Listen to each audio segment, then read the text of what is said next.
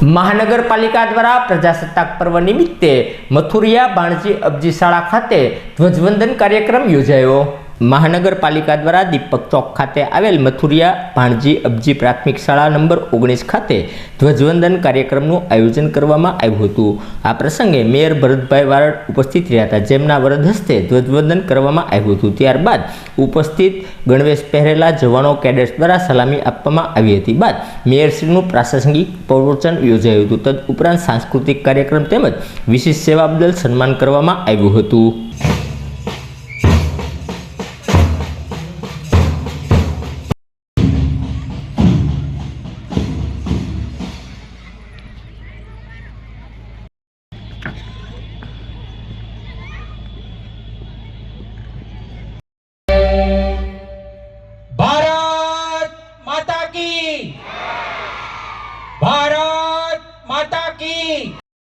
Parade commander માનનીય મેયરશ્રીની 77મા પ્રજાસત્તાક પર્વના ઉજવણી પ્રસંગે રાષ્ટ્રધ્વજને ફરકાવવા માટે અનુમતિ માંગી રહ્યા છે। गणतंत्र दिवस सलामी परेड परेड शुरू करने की अनुमति चाहता हूं श्रीमान।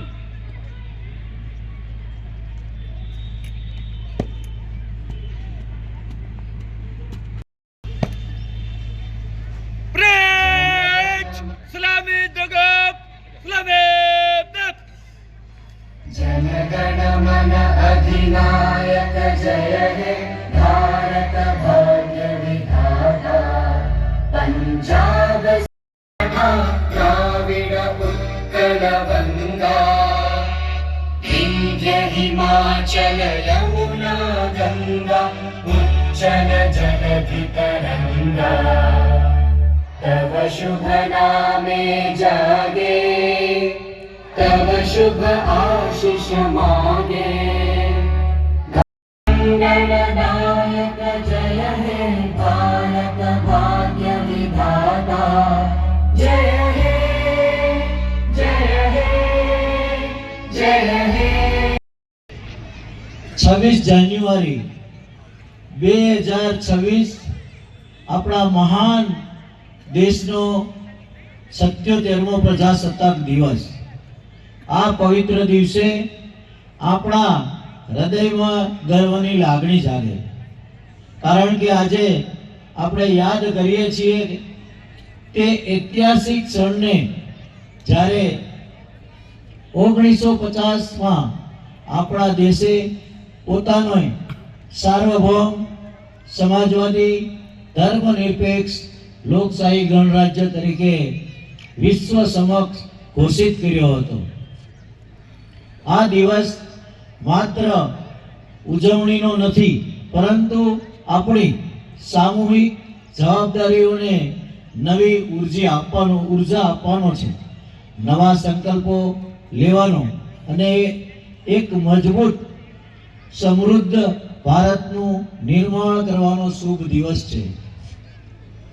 આપણા બંધારણમાં બાબા સાહેબ ડોક્ટર ભીમરાવ આંબેડકરનું અમર યોગદાન આપણને હર હંમેશા પ્રેરણા આપે છે।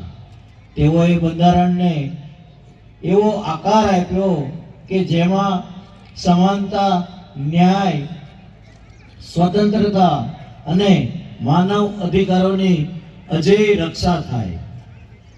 આ સાથે ગુજરાતના મહાન સંતોએ પણ અમૂલ્ય ફાળો આપ્યો છે। સરદાર વલ્લભભાઈ પટેલે દેશને એકીકરણમાં અમર ભૂમિકા ભજવી। કનૈયાલાલ મુનશીએ ભારતીય સંસ્કૃતિને બંધારણમાં સ્થાન આપ્યું। હંસાબેન મહેતાએ મહિલા અધિકારોની હિમાયત કરી, તેમજ ગણેશ વાસુદેવ માવલંકર, જીવરાજભાઈ મહેતા અને મણિબેન પટેલ જેવા મહાનુભાવોએ બંધારણને અમર બનાવ્યું।